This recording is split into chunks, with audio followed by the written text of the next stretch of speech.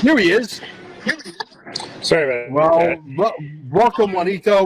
Juanito is very excited about the movie because it is probably the most important aspect of us being able to win this war in spades with ease. And we have to understand who's lurking behind the curtain. And I think he's got his finger on the pulse.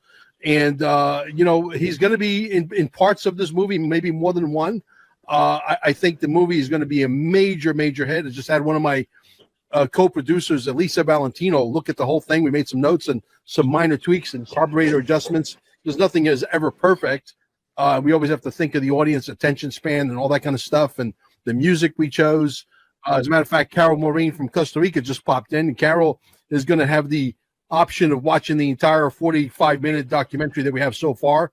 And we are about to add all of the small little pieces, the 45-second pieces of all the podcasters who the ones at least who decided to play ball with us and jump in our sandbox that understand the importance of this and understand that the freedom of speech and being able to grow unimpeded and no one else having control over your future on YouTube, Instagram, TikTok, or any of these platforms is monumentally important when we are in a World War IV. Juanito, I know you travel probably 5 times more than I do, and I travel a lot, so I don't know how you do it because you're at the same age as I am. You're always in a different part of the world. You're about to have a conference there in Vegas with about a couple of hundred people, with some senators and governors, et cetera, some very important people. So tell us what that's all about. And then let's segue into dearmrpresident.net and what you think is lurking behind the scenes and who's really in control. Well, and hey, good to talk to you and your audience again. Yeah, we have actually all day tomorrow on the 5th. It's open to the public. It's only $20 a person here at the Ahern Hotel in Las Vegas, about a mile north of the Trump. Mr. Ahern's hotel, Don Ahern's hotel, has been from the beginning. We had other venues all around the country where they didn't want to have some of these Trump-centered patriot events after Biden got the presidency. And they were afraid. And you have to think about that. A lot of these venues didn't want pushback. They didn't want guilt by association, anything Trump, anything conservative or Q or anything like that. They were afraid. And here in Vegas, uniquely, Don Ahern and his association, this property, were put and made available for these conservative groups. The president has been here and spoken.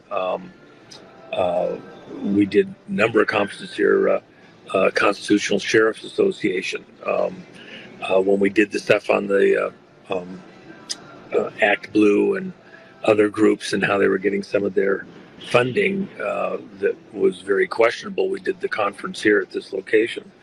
I've got other private meetings that I've done here where we had too many people to work at the Trump to do that there. And so this has been just a fantastic venue. And I would have to say that talk about going against the grain and being willing to be available to us. This organization, these people here have been absolutely top drawer. And then they've made a lot of changes to the way the hotel's laid out that accommodate these types of conferences. So I think we got about 200 people coming tomorrow, and on the election integrity stuff and the latest of what we know. And got Mark Cook coming to do the hand count paper ballot roadshow.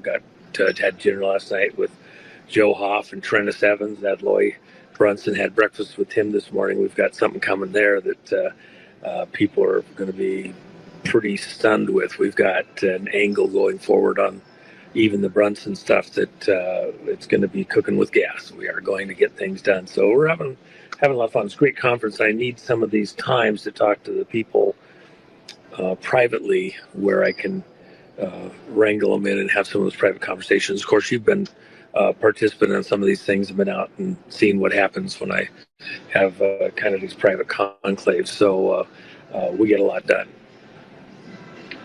Absolutely. So What do you think is at play here? I'm happy that you're having this conference, and I'm sure it's really important. And maybe, are you guys going to be going live anytime while we're on the show, by the way? No.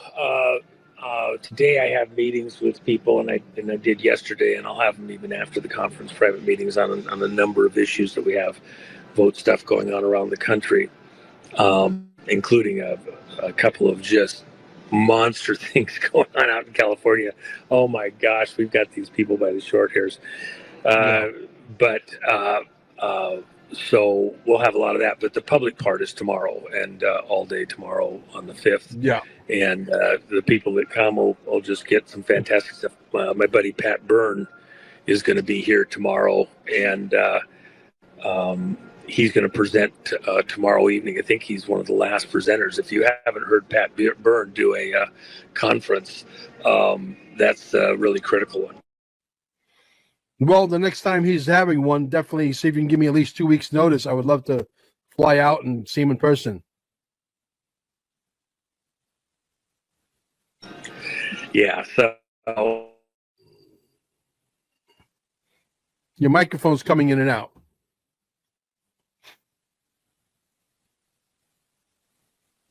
You're muted right now.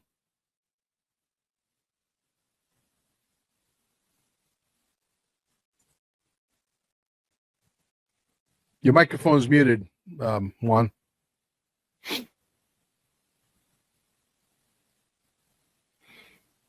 Let's hope he doesn't drop again. That's always a possibility.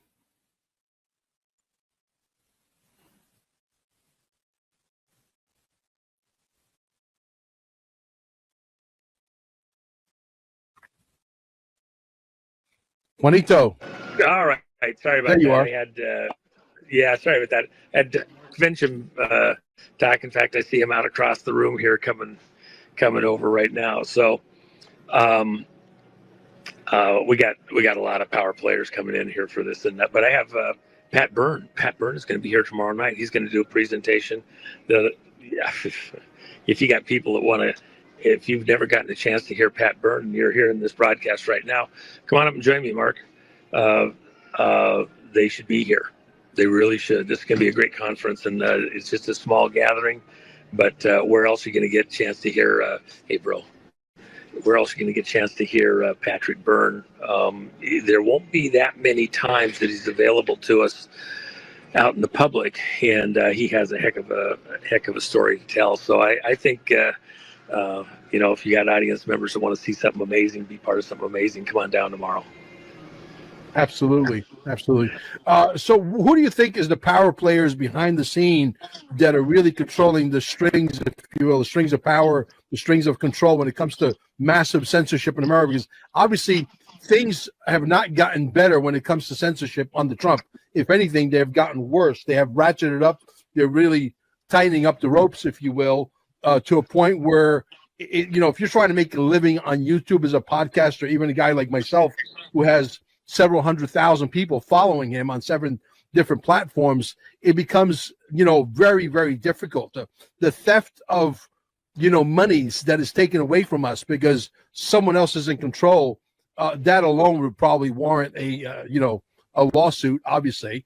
But the reality is we're in a situation right now where someone else is driving the car that you're trying to steer, and you're trying to go left and they're pushing it right. Someone else is in charge of the brakes, the gas, the whole kit and caboodle. You literally have no control. And we're making practically fumes when it comes to, you're saying, well, we're monetized. Yeah, we're monetized.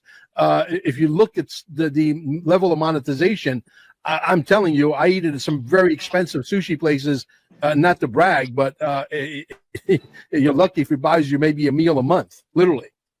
Well, okay, let's think about that, and we probably have to go back to origins, but prior to 2016,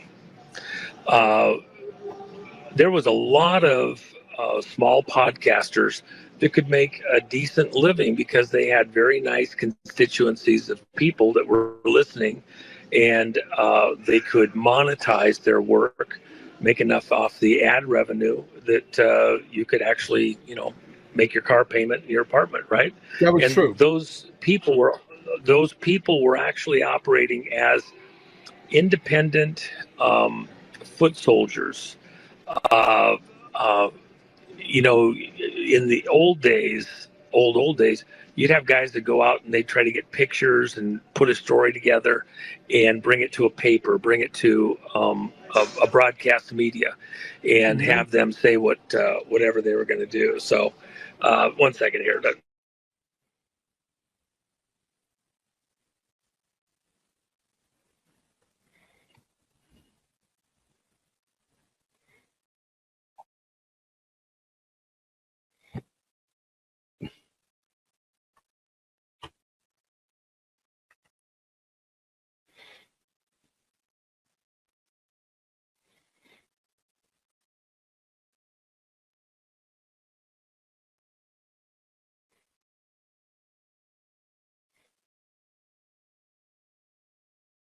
Sorry for the interruption, guys. He's in the middle of putting together a show with some very prominent people.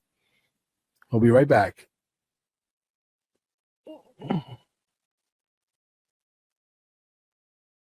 What do you guys think of the BB? Go ahead. Yeah, somebody said, what do you guys think of the BBB? Better Business Bureau. The more you pay in, the better review you get.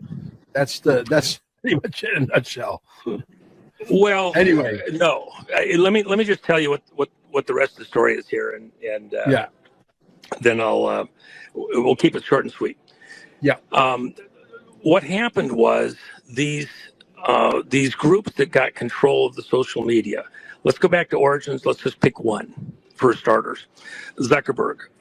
Zuckerberg supposedly created Facebook, and as the creator of Facebook, he could pick and choose who got advertising, who got various things, and with that Facebook as his platform, he could decide who got to be on, what they could say and what they couldn't, and then pull them out. You go to YouTube. YouTube supposedly was doing, the people's work, letting us have a place to post our stuff and all that. All of a sudden, they start controlling what we get to say. Well, what's the backstory on YouTube and the locations where they're at and how they get their money? Let's start with Facebook. Facebook was actually a DARPA operation. Somebody put a paper together, said social media is coming, it's going to control how society thinks, what's going to go on in society.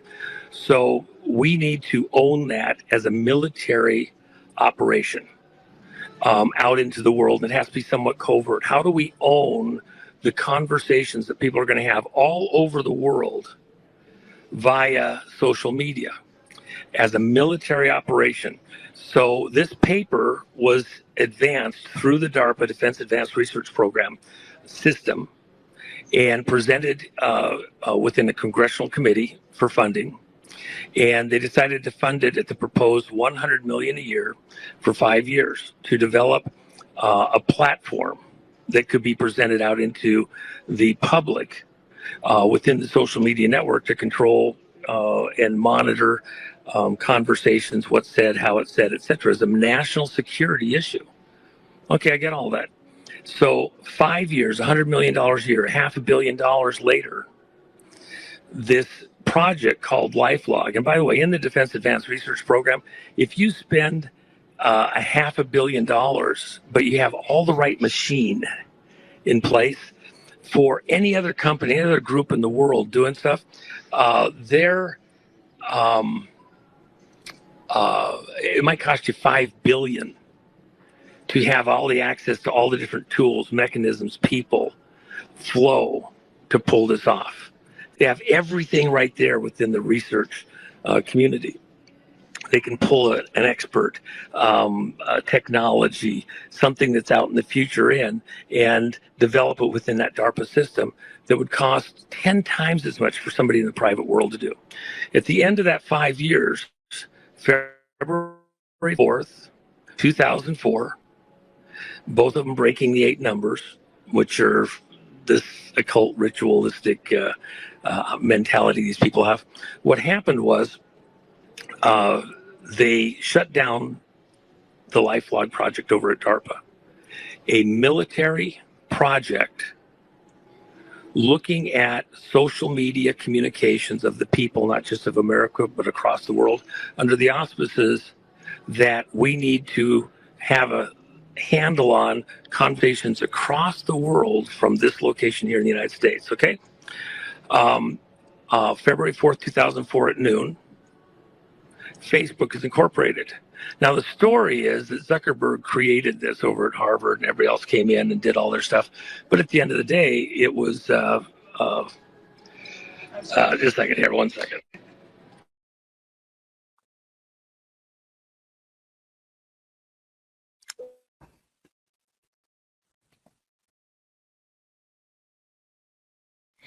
Looks like he's having a quantum summit.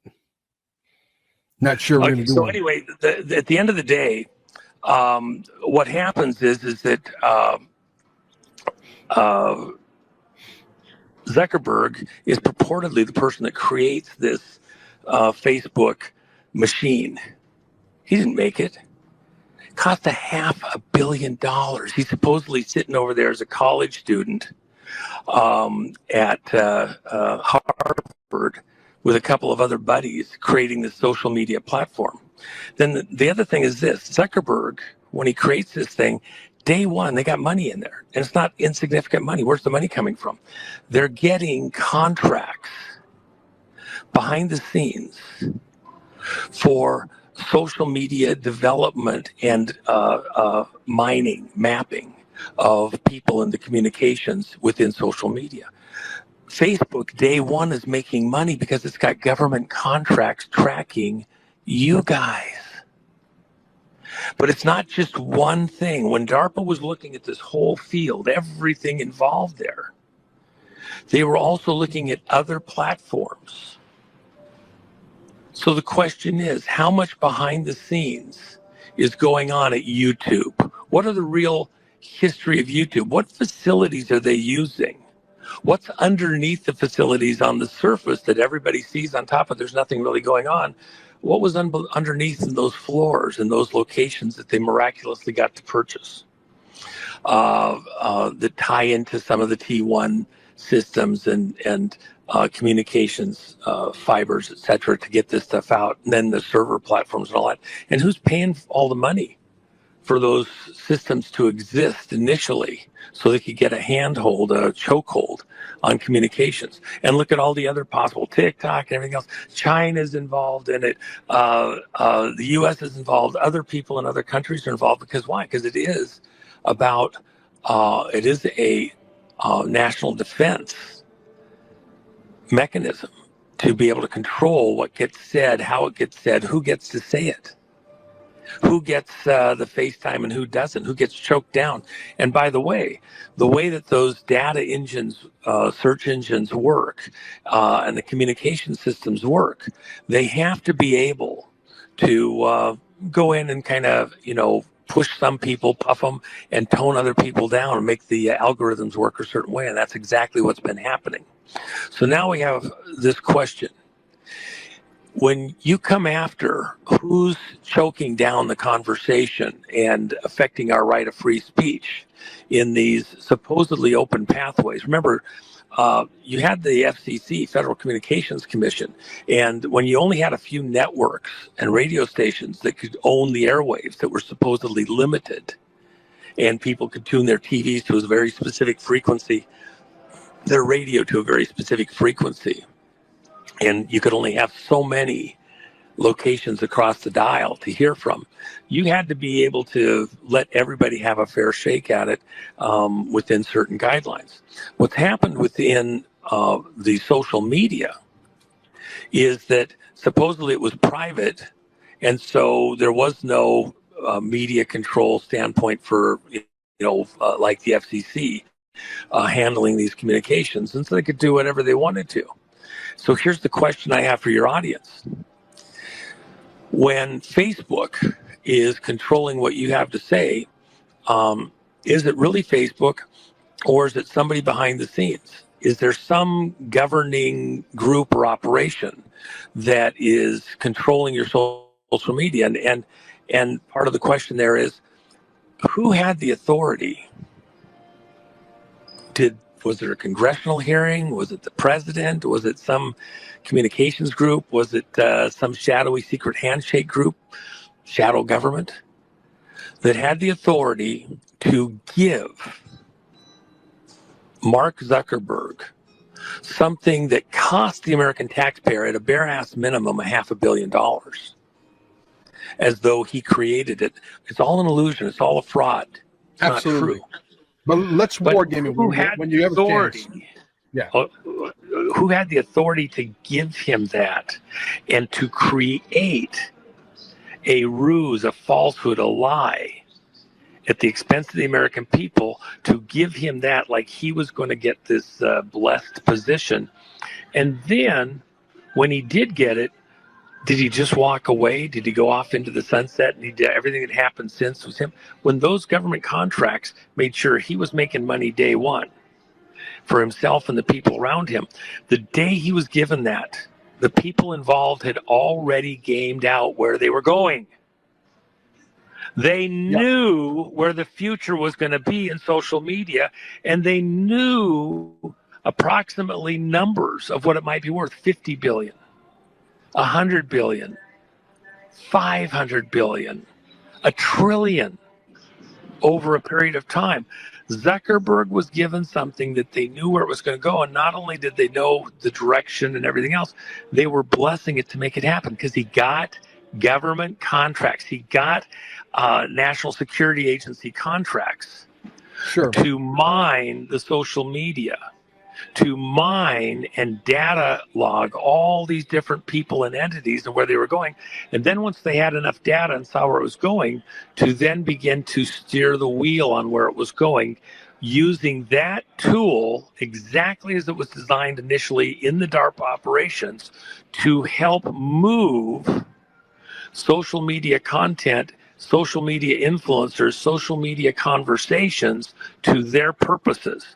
And by the way, from a national electorate standpoint, including across the world, not just in America, how much influence does something like a Facebook, and you can substitute a name of any of the social media groups across there into that, what influence do they have on how elections go? Who gets elected? What the conversations are that are focused on? Who gets toned out from being able to have a conversation? Remember Trump getting shut off? Can't do it. He has to create Truth Social to have a conversation. So who has the authority to do that? To what end? To what purpose? And let's think about it. So if Facebook was getting government money for mapping and even influencing the direction of the conversations in social media, when Zuckerberg gave $500 million to various locations to put drop boxes in place, to help buy vote machines for certain places that didn't have electronic vote machines, just gave them the money, that helped influence the fact that we had mail-in ballots and what you could talk about having to do with COVID and everything else. By the way, what you're going to find out is that the whole COVID crime was part of the election fraud to force that we couldn't meet and work together on the vote stuff, that you had a reason to have drop boxes. Remember what the reason for the drop? So you'd have social distancing. It was aimed at the vote.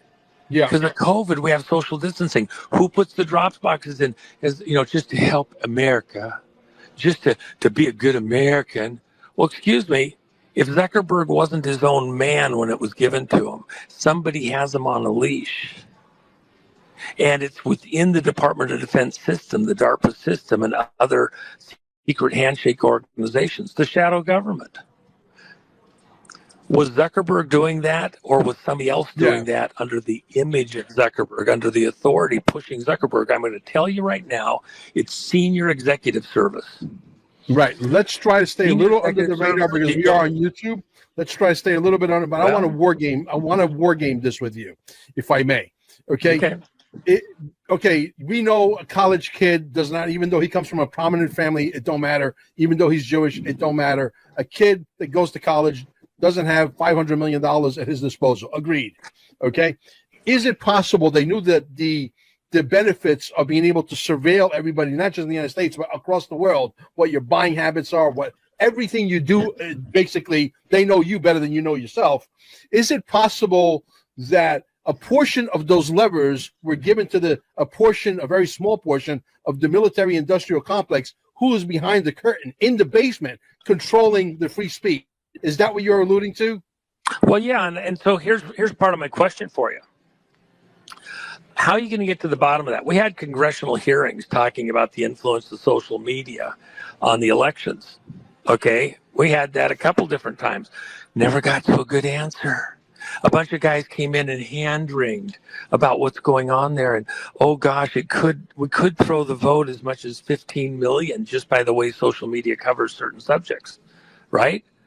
Are you kidding me? 15 million votes, just how social media covers it. You don't think that's important? Whoever controls that turf can control the outcome of the election. 15 million votes.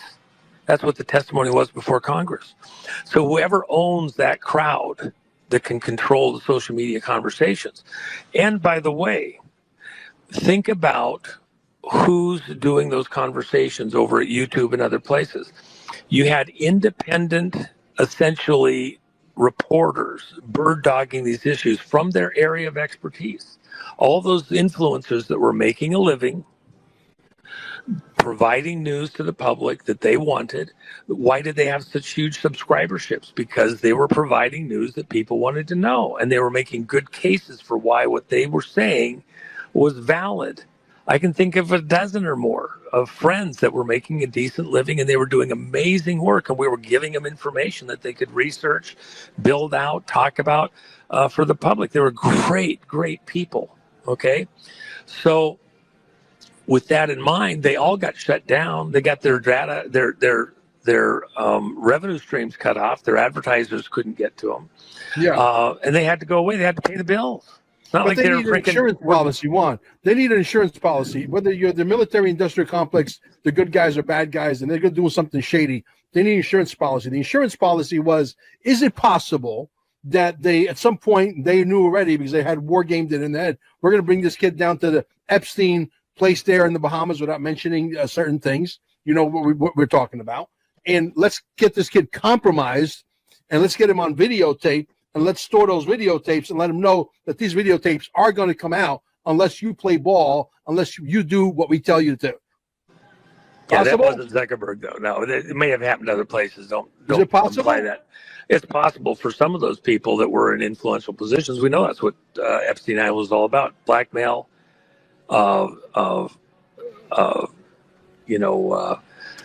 extortion, people being bought off. That's what Epstein was all about. It's an insurance policy. Honeypotted. Well, it was ways to get people under control. I don't know if I'd call it an insurance policy exactly. It was a manipulation policy.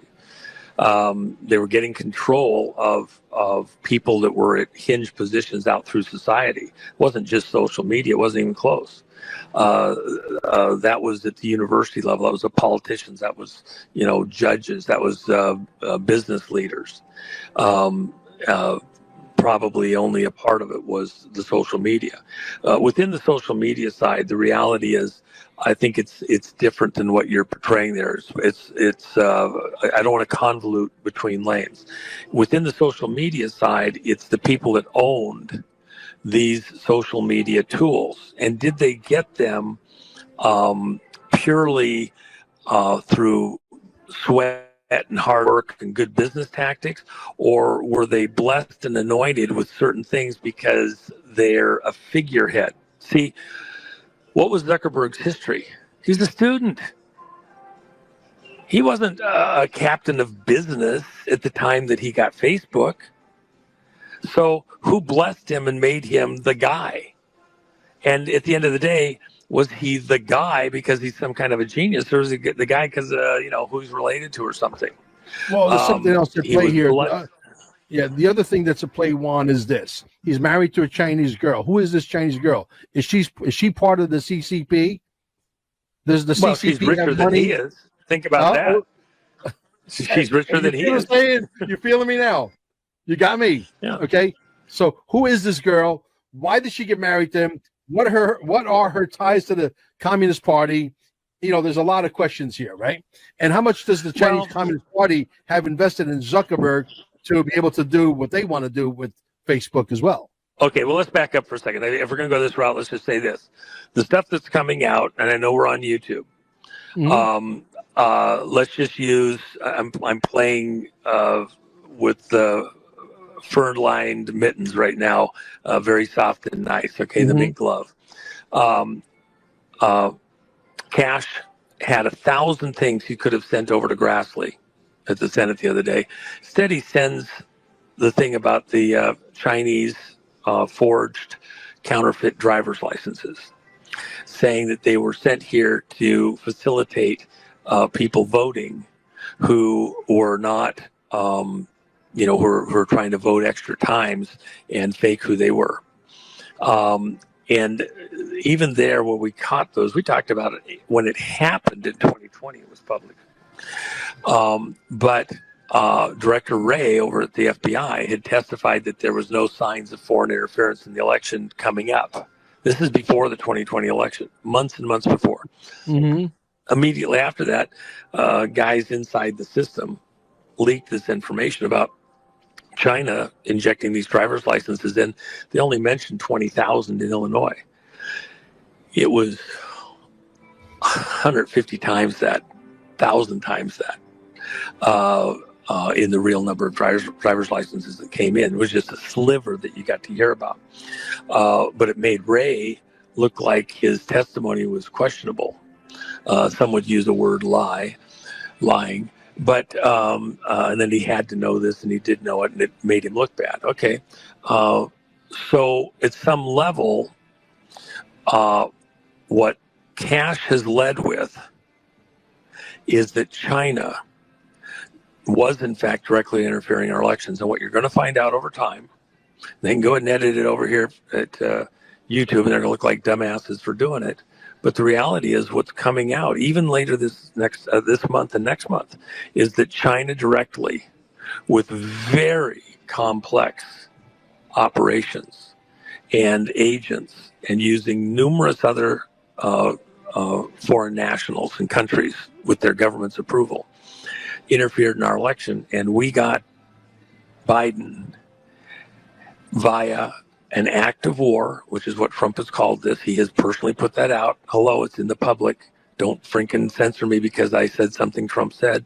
President of the United States said it was an act of war, what China did in the stuff that was sent over to Grassley from the FBI by Cash. Act of war. China was behind it. Now I go to COVID, act of war, China behind it to help with the social distancing and affect elections, not just here, but around the world. Then I go to the actions over at the various social media, not just picking on any one. Multiple of them would not let us have a conversation about some of this information. It was choked down. And the influencers who wanted to cover that and build out on that story, demonetized. It was not socially acceptable to have these conversations, and then they were demonetized. Their advertisers couldn't be used within the system for these various platforms. The advertisers themselves couldn't pick who they wanted to have promote and support within their monetization stuff. So you literally choked these people down to nothing, and they had to go away. They had to go pay the bills. They had to, have a life because they're not, Rockefeller. They don't have $1 billion in their pocket to go do anything they want any day of the week. They have to, be socially responsible to their own families. It affected the national conversation, affected First Amendment free speech, and then other constitutionally protected things, other amendments, 2, 3, 4, 5. Were affected also. You couldn't talk about things that might affect that because it wasn't socially acceptable by these platforms. FCC wasn't there to regulate or either way these conversations and protect these people that had their reporting platforms. And one by one, they went away. Name the number of social media people that had a platform in 2014, 15, 16 who are still around today in the alternative media. It might be 1 in 20 or 50. Okay. And even the attempts in the interim to try and build stuff and to come in there have been viciously attacked in numerous different ways, including how they can monetize. They can't get money from certain banks, certain money processing systems wouldn't let you get monetized if you were saying conservative speech. So even the cash flow was choked off, and with the full understanding of these social media places. But let me just say this: we're not, in my opinion, going to get to the end solution on this by just attacking those social media platforms, because at the end of the day, using Zuckerberg as an example, is Zuckerberg his own man, or is Zuckerberg somebody's facade of a man? He's the puppet. He's the visible side of something much bigger, darker, deeper. Because whoever actually gave him what became Facebook today, they did that out of the military system. This was the military-industrial media complex, okay, that Eisenhower warned about. Okay, this is the extension of his warnings way back when, the military-industrial complex. Well, now it's the military-industrial media political complex, monetary complex. And you're not going to be able to go to Congress. We already did that, got nowhere. How many of the platforms that were taken down, how many of the people that were damaged this thing got any kind of restitution, some kind of compensation for what was destroyed in their own businesses after those congressional hearings? 15 million votes could be swayed by social media. Zero. Okay, just from Google alone. By the way, Robert Jr. has a beautiful suit going against Google up there in Northern California. It's pretty interesting. And but so now, how are we gonna attack this? How are you gonna fix it? I'm just gonna tell you right now. You can't fix it from Congress, and you can't fix it from the judicial side because they're all bought and paid for. They're under control. They're under the thumb. Okay. The only person that has the legal authority to go into the military industrial complex, national security complex, where these things have their origins, including the money being paid for the media mapping, the social media mapping, the mapping of populations, not just America, but across the world. That's all being done on the DoD side. That's all being done in the intelligence agency side, Homeland Security, etc. The only people with the authority to go in there and look at that, many of them only half answer to Congress. Okay, they have other masters behind the scenes. They're getting paid. They're getting hijacked with behind the scenes money, shadow government. That's SES, the keystone between elected administrations. The only person that's going to be able to authorize the attack there is going to be the commander-in-chief. Donald Trump. What we really need is we need the president to take off his president hat, put on his commander-in-chief hat. An act of war has been committed against the American people to not allow us to function within our constitutional rights of communication and to monetize our activity, to pay the bills while we're doing it. Okay. Absolutely. So what the president, the commander-in-chief, needs to do is he needs to commission the investigations using military tools and investigative access. He needs to go into the social media side and look at all of the intelligence agency interactions and operations, send in investigators and ferret out who was authorizing what actions and when. Under what authority were they doing it, and to whose advantage? And he needs to go back to these various people in these various organizations. How many of them were also on the payroll of senior executive service?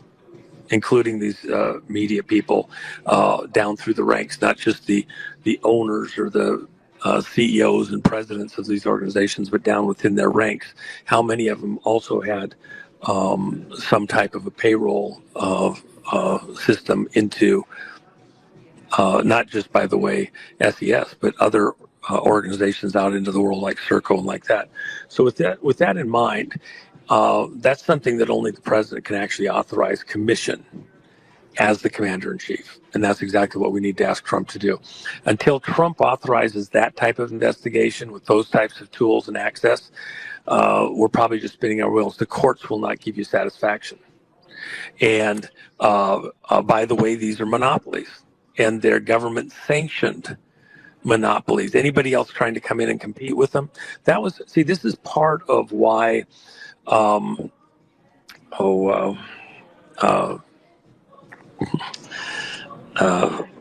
trying to think of his name now.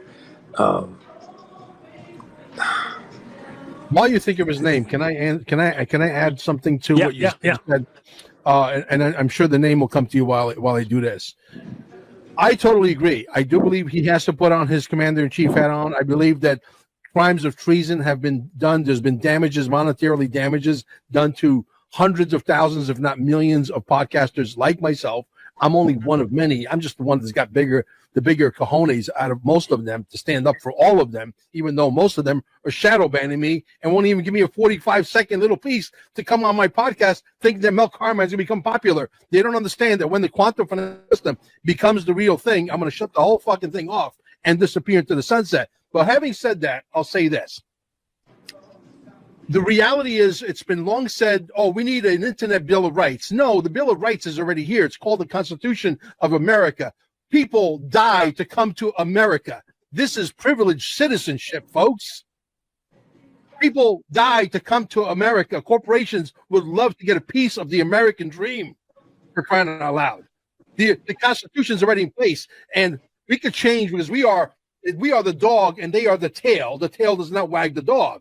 So what I'm saying, in essence, very short and sweet, is we could change by putting an executive order that has real teeth that can go after any guilty party, anywhere, any place, anytime, total flexibility, and say from now on, starting today, whatever that date is, where it could be, October 17th, okay?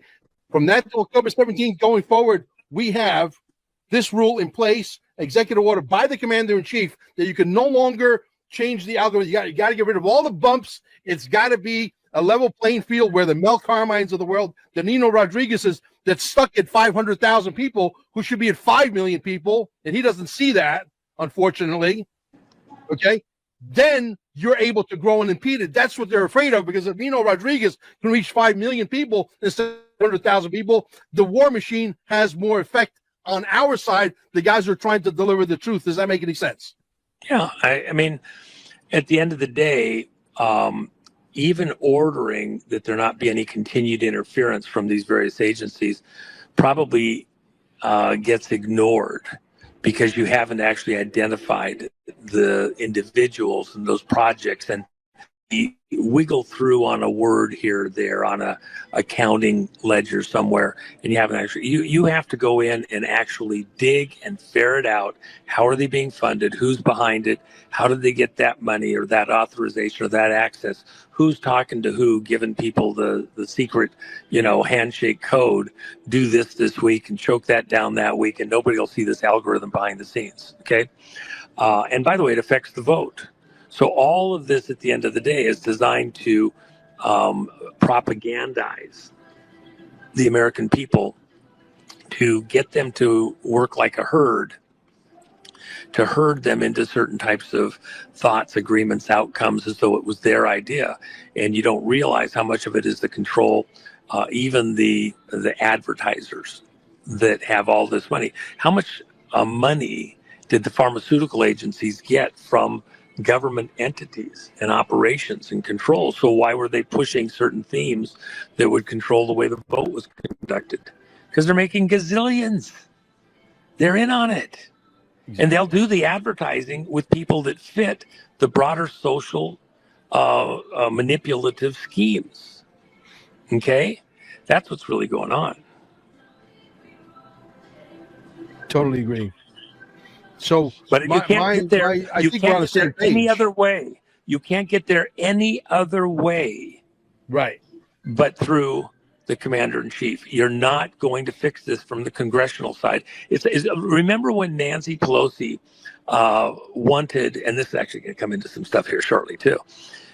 She argued that Biden, when he came into office, in case he's not able to make a decision because of declining mental faculties, literally days after Biden is inaugurated, and he didn't get the nuclear codes, but at the end of the day, she comes out and says Congress should have control of the nuclear codes.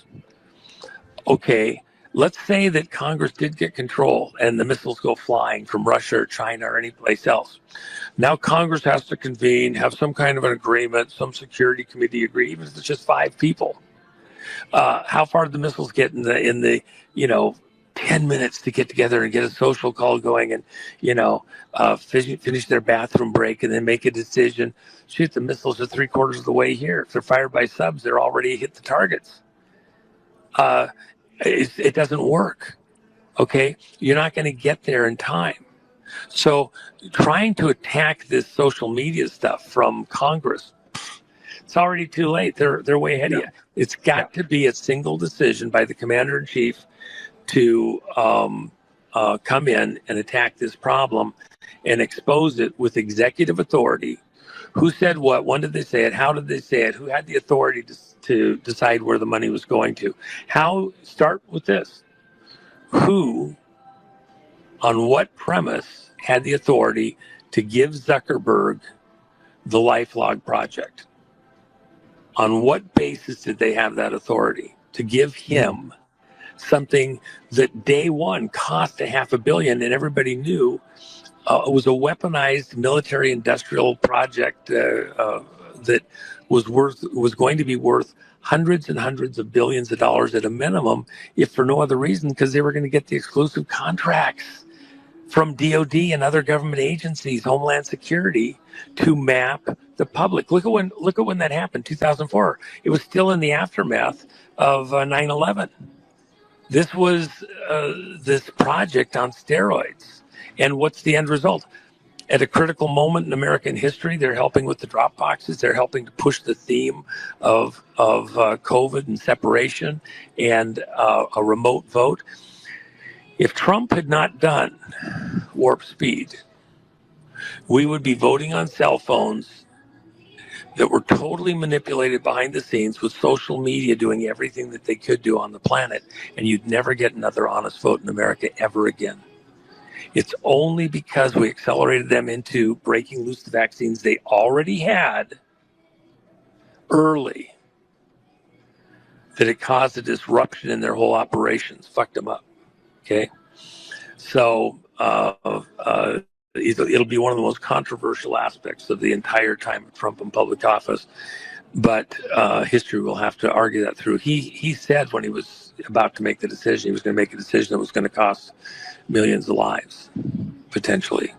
And it did, but may have saved billions, saved the planet even. By the way, the guys that we have in protective custody right now, they say that beyond the United States,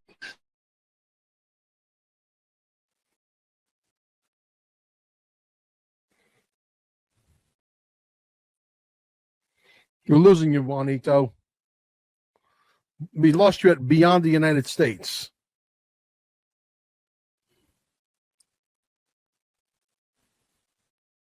I know exactly where he is, by the way. We did a press release for Juanito. You there? Juanito. yeah. Okay, you're back. We lost you. We lost you at besides the United States. Yeah. Well, these people stole the elections in 71 countries plus the United States. This is bigger than just America. And we have to get the conversations free here at the shining city on a hill so we can help them to have free conversations in other places of the world. We got to take back the whole world to have a conversation globally who's running this country, these countries, and who isn't. We got to take these guys out of power that stole, controlled the whole world. That's the conversation that's coming from here on. Yeah. Hey, Kathy, just to let you know, I was the guy that introduced Larry Ballard to Nino Rodriguez. But anyway, yeah, listen, I'm on the same page with you on a lot of things. We don't agree on everything, obviously, but not to if we did, it would be a very fun conversation. You don't need two spoons. You can be the spoon, I'll be the fork and the knife. Yeah, exactly. Yeah. I know exactly. I think I know exactly where you are. If I'm not mistaken, right upstairs from that little circle there that you're showing in the screen is where we had the press conference for Sean Taylor. Yeah, right here.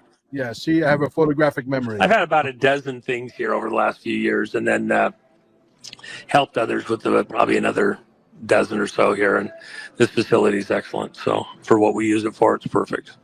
Super awesome. Well, we're going to extract these little pieces that I think are nuggets, and we're going to put some of them in the documentary for sure.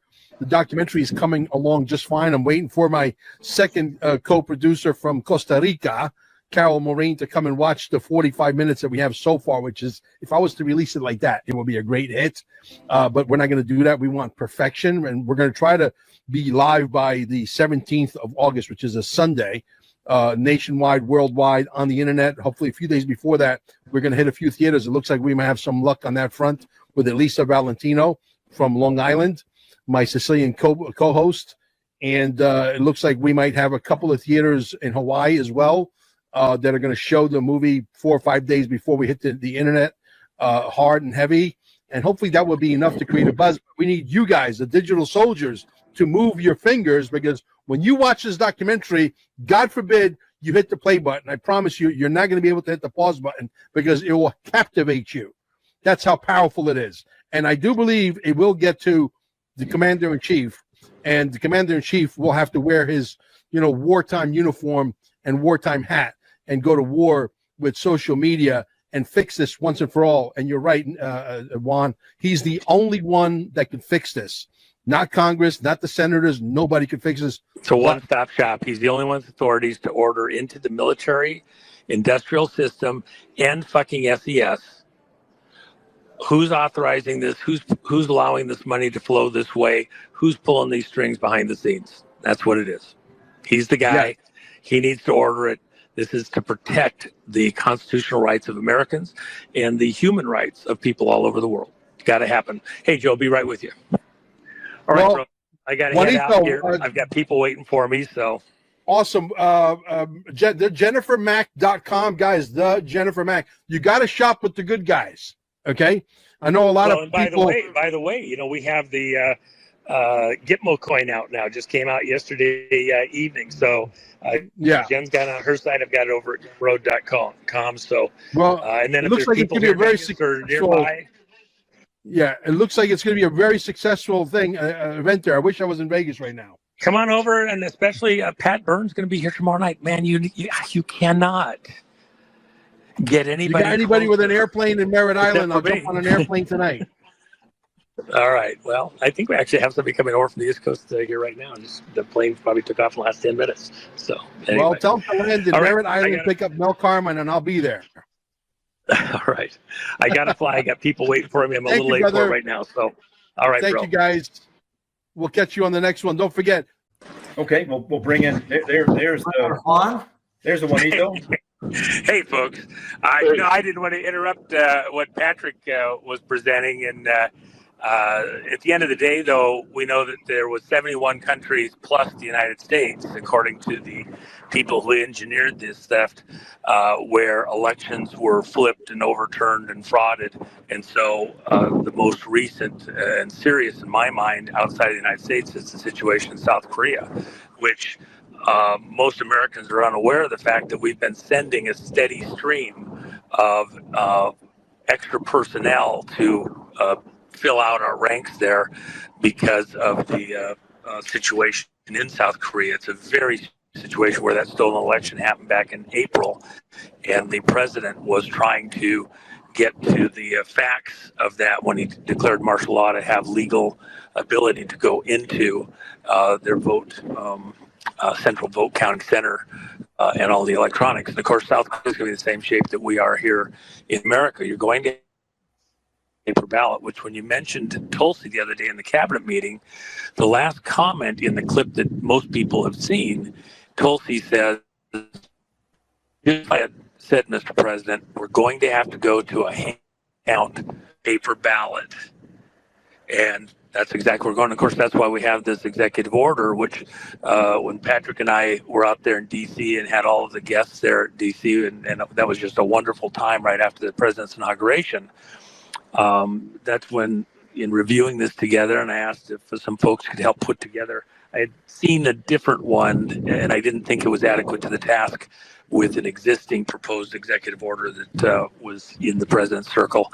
And so this one that our folks have put together, that is just world class. I don't know if Patrick's had a chance to read it through yet or not, but this team that we've got between TAP and the coalition of candidates, et cetera, are just some of the finest minds in the country. I think better than even the minds that are around the president in many ways. This executive order proposal is better than what anyone else, I think, would have come up with outside of this team. And I just couldn't be more excited about it. At least the most critical information is contained there. And then if the president's people want to review it and change it according to what they're doing, which probably is, there's at least 2, probably 3 more executive orders regarding elections that the president is going to sign over the next weeks, and I think 2 more this next month. Sometimes you're in the same location, don't even know you're in the same location. Yeah. What do you think? What are your thoughts once this breaks about really in full about what happened here and what they're doing to Bolsonaro in Brazil, the second Romania election, which I think is the May 4th? Where they're concerned about the deep state there, not pro-Russian. It's the EU that's trying to keep the populist movement from going. And then in France with Le Pen, and in South Korea, what do you make of all that? And what do you think is going to result after this all comes public? I think we're going to break through it. It's all going to be exposed, and Trump should basically say, "I'm not going to deal with an official of a country until there's been a clean election in that country." Because I don't know if any of you globalists even represent your people or not. So you go have an election, but they're going to be able to. It's funny how now the EU strategy is just outlaw anybody who's right wing. Like for the Germans, it's half the country. They just decided AfD cannot win, and same in Romania, in the name of preserving democracy. Yeah, they had a gent who, if the audience doesn't remember, he won the election, and then Macron came in there, spoke to the Constitutional Court, which is unprecedented, and basically told them, no, you're not recognizing this election. It's going to be null and void. And I tell you, talking to Colonel John Mills, retired, who's been on this show before, Patrick, he talked about the acting U.S. ambassador, not a Trump person. He's the one who went to that constitutional court in South Korea who was going to not impeach the president they just impeached. And our deep state guy, the freaking acting ambassador, pushed that to happen. Pushed them to impeach the current president who was getting that access to that election stuff. And Colonel Mills like, hey, I know it's not a Trump guy, but we got to be careful of the U.S. forces commander there not doing good things, a 4-star, I believe, and this acting ambassador Yoon, Y-U-N, and again, it's the deep state trying to fight back. They do not want things to go the way of. I heard the guy who's hopefully will win the Romanian election today was on a show, and he called it the transatlantic populist alliance of folks who are fighting for national populism. Well, let me dive in here and just add one thing. You're forgetting what just happened a couple days ago in Guatemala with the huge win of the conservative candidate there, and the country is just erupted in Thanksgiving. Huge parades, everybody out because they've been freed of this very leftist government. So, and it was due to the way that the election was choked down and held, and the people turned out just in massive numbers. And I think it's tagging along with the victory by President Trump. One thing I wanted to add, I was talking with someone who people would know the name of here. He's in the billionaire camp, not Elon, but another technologist. He was commenting to me last week, and I got it from another person also in this realm. They were making a big deal of the fact, both these men, that Patrick, you were right, and when you pointed out in a number of places about the virtual systems that these folks were creating outside the country in Serbia and other, where the vote system was in a virtual world, and then flipped the machines, and then those virtual machines were shut off. And the one person was saying, we built this type of... Uh-oh. We lost you, Juan. Oh, sorry about that. Somebody was calling. I can't stop them. There you go. But this was something that his firm actually championed as a way to do some of this stuff all the way back just after 9/11. And so you correctly identified these virtual systems. They were demonstrated for people who went over and visited some of these technicians, and they explained exactly what they did, the procedures they did. And I think we're going to see more people that are in the right places within the cyber world come out and continue to verify that. But I doubt anybody, all the people that were looking at this, the experts looking at how the machines were worked and the systems were worked, none of them that I'm aware of, until you said it publicly, were aware of these virtual systems working and being at a core of what was done in the election flip. Yeah, they're in the election. They're actually in the county election systems. The virtual machine is created inside the county's machine. So it's like a ghost machine in the machine. And they do the work through that. And then it just disappears. And it barely leaves a trace on the hard drive. It's all done in the RAM chips, this creation of a virtual machine. Yeah, well, I'm glad. Yeah, I've given my information to the public with high confidence about what happened. We know we have the engineering, this reverse engineered this down to the luggage rack. Hey, Patrick, if we could, I know you have a unique perspective on China, having been there and speaking Mandarin and so forth. What do you think is the path forward? I know we had Boone Cutler on here a couple of days ago, and let him know. Boone said he and General Flynn are writing an antidote or counter to unrestricted warfare to help people fight against it. Certainly the people in China, and then through a transnational, the folks who have been kind of abused by the CCP. What is your thought process, knowing that culture, not Chinese culture, but the CCP culture? What do you think is going to happen with this escalation ladder we see? Well, Trump is making more and more absurd demands of tariffs because he doesn't want. The truth is, they just want to decouple. The relationship's over, but rather than come out and be the first guy to say that, he's making these. They want to decouple the U.S. economy from China and make the world make a choice between the two. And the world's going to choose. Most of the world is going to choose the U.S. If it's on our. So. And that's going to really, the U.S. is 25% of the world's GDP, 35% of the consumption. China can't take a 35% hit to its domestic production. It's been delivering. It has two things that keep it in power: one, domestic growth, and two, jingoism. And everybody knew that 2020 was where they were going to kind of have to start switching, because they were at the apogee of their power in 2020. Their population, for one thing, their population was at its peak in 2020. They're now losing 1.5% of the population, 1% of the population per year. That starts that starts working its way through to your GDP figures. So if they had to reach for world domination, 2020 was the time to do it. And as you know, I think that's what we've been living through. It's kind of funny. This is one of those fights that if we sort of tuck up and just keep ourselves okay, it's like we're in a boxing match with someone who's been stabbed in the jugular. And we don't have to really go for broke. Now, they can still kill us if we go for broke. But the truth is, if we can just keep boxing and moving, time is going to take care of them at this point over the next 5 to 10 years. Maybe faster. These tariffs, if they have the thing they really fear is mass unemployment. And I'll close on this thought.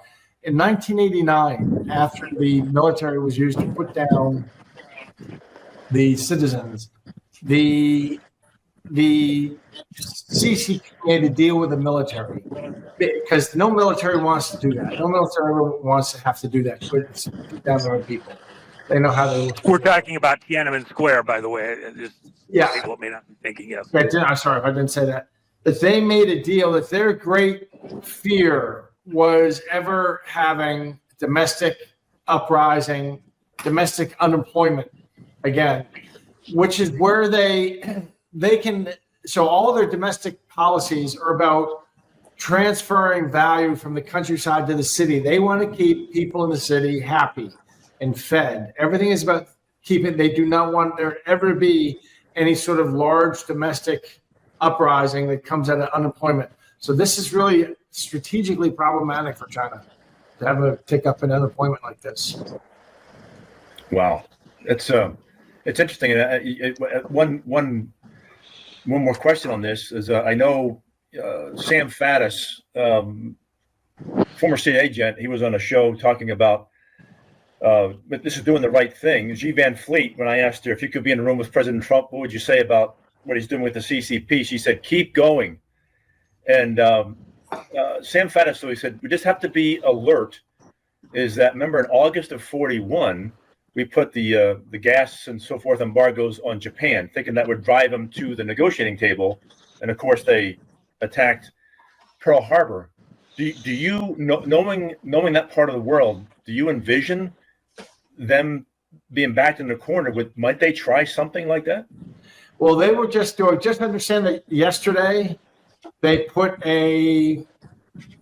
Trump put a ban on a new, the most high-end AI chip. The H20 NVIDIA chip, yeah. Well, if it really starts compromising their electronic sector, is the chip made in Taiwan?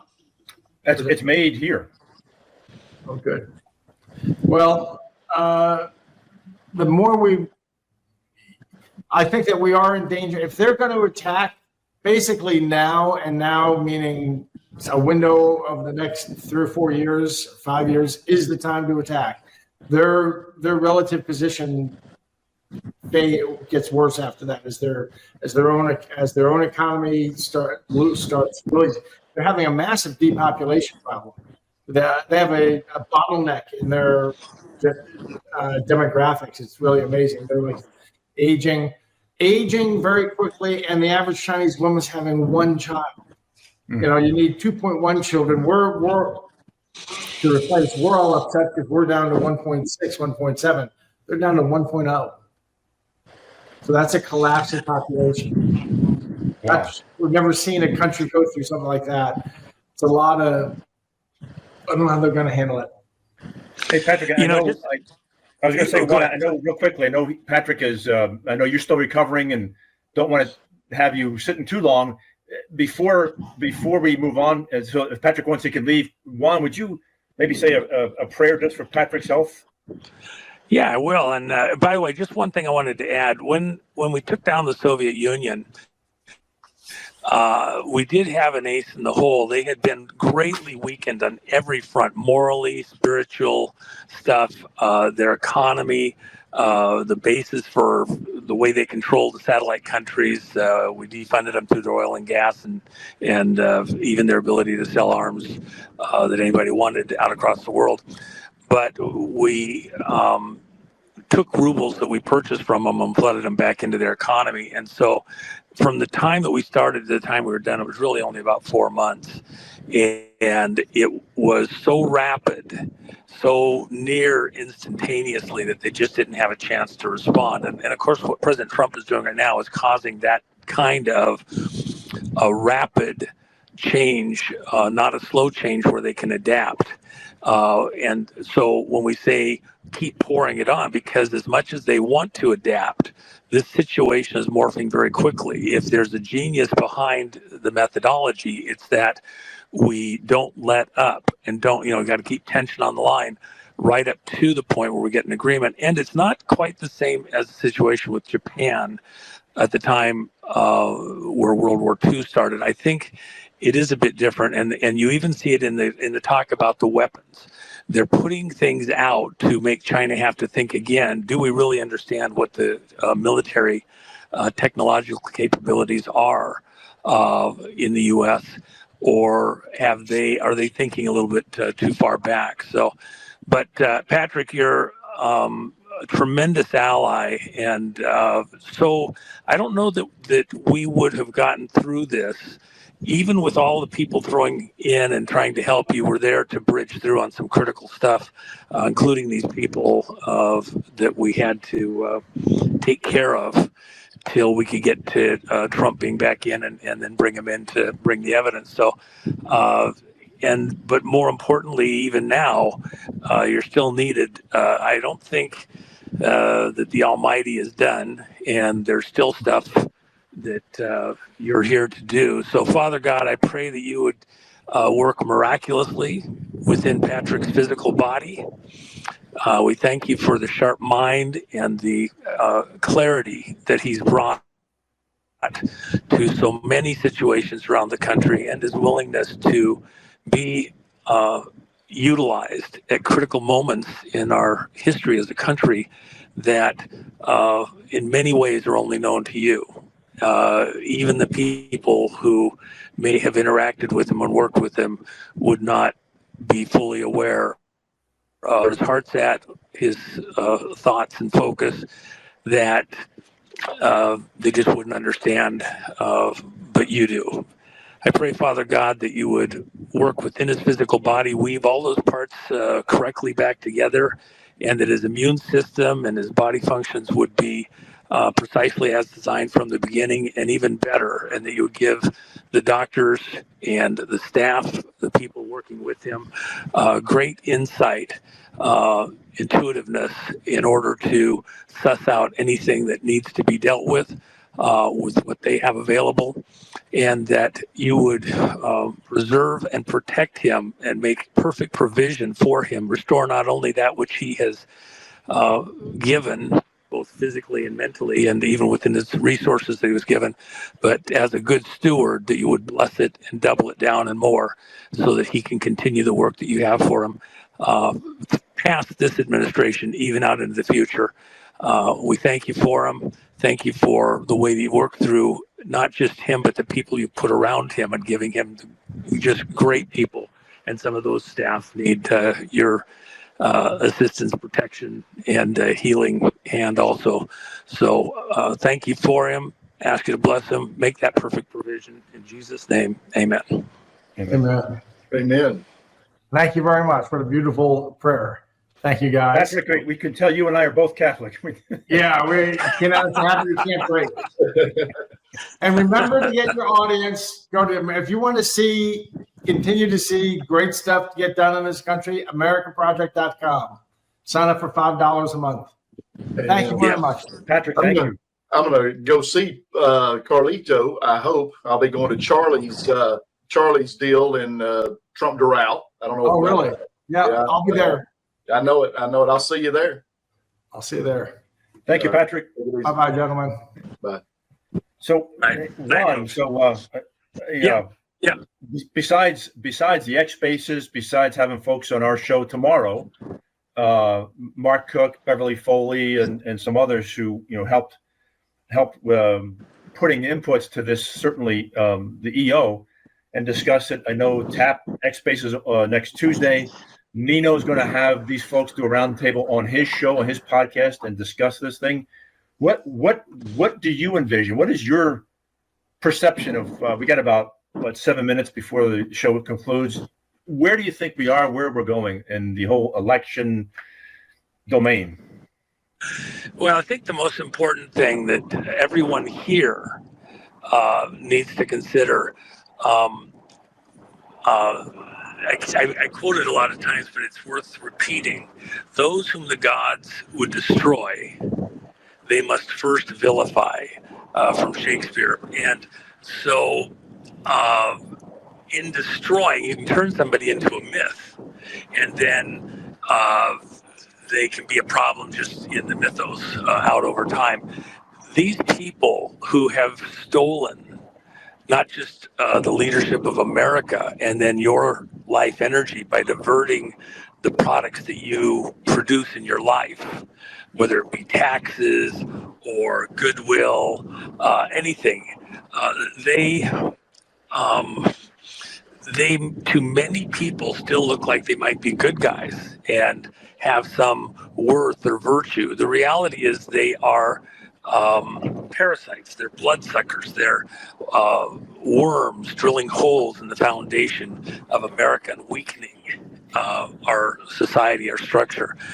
And so to bring clarity, bring understanding to who they are, the conversations that the people in this audience have with their neighbors and friends and other people that they're around, and the willingness just to wear a Trump was right hat, a MAGA hat, to make a statement and not shrink from being known to having seen and understood things. They're the ones that have to think again, not us. We've been cowed into not picking a lane, taking a side in so much of what's gone on. And it's not that we were wrong in the context of the time, but things come of age, and in the context of this moment, knowing what you're hearing, the revelations of the theft of elections around the world, as Patrick's pointed out,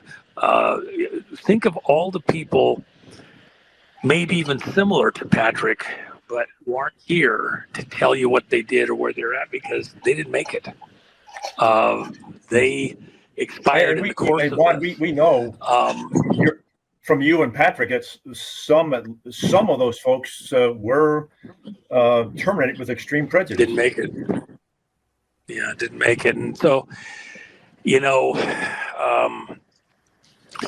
unsung heroes who gave it all or were so damaged in the course of this that they're not able to be in the fight right now. I'm thinking of the second someone I was just speaking of privately about a while ago who was a tremendous person within his particular profession and was destroyed financially, sanctioned, wiped out, and literally went from, making, $250,000 a year to having to work as a cook in a small restaurant at a hotel, and his wife had to become a maid, and never made it back. And he was fighting the good fight within a particular realm. I mean, just it's painful to even think about it. But I could go down the list and name lots of other people. Irwin Schiff bringing clarity to what was going on in the tax system. Wall Street Journal said that his book on taxes, The History of Taxation, was one of the greatest works ever done on the subject of taxes back in the 80s, and yet died in prison. And he didn't I know he was a friend of yours, and I had the honor of meeting and talking with him. Great man. Well, and then I go down the list. I mean, I could just name patriot after patriot that people here would know, but there's others that you don't know the names of. They don't get to be here. They're not here. I'm even thinking of somebody that was fairly far up in the military in a particular country that is aligned with us, and he was wiped out, taken out by the cabal, 15 years ago, and he really really was a friend to America, and then we didn't back him up at the critical moments and take him out. And even stuff, going into Iran, there's been people that have tried very hard to bring this back from where it's at right now, and of course where we're being taunted to go to war with Iran again, and it's foolish. Russia. I mean, we had great allies there in Russia after the collapse, trying to work with us and to get on the right path. I mean, look, Russia built the pipeline for oil and gas into Central Europe with the intent to be good neighbors and to do commerce and trade, as opposed to, be at war, if you will, even a Cold War. They were trying to do the right thing. And it was the West, $10 billion, $1 billion a year, $1 billion a year by World Economic Forum, that Eurocentrist group put into the Ukraine to cause an orange revolution, to cause a civil war, exactly what they wanted, and that's what they got. And it wasn't truly a civil war, it was just a war of aggression against Russia. And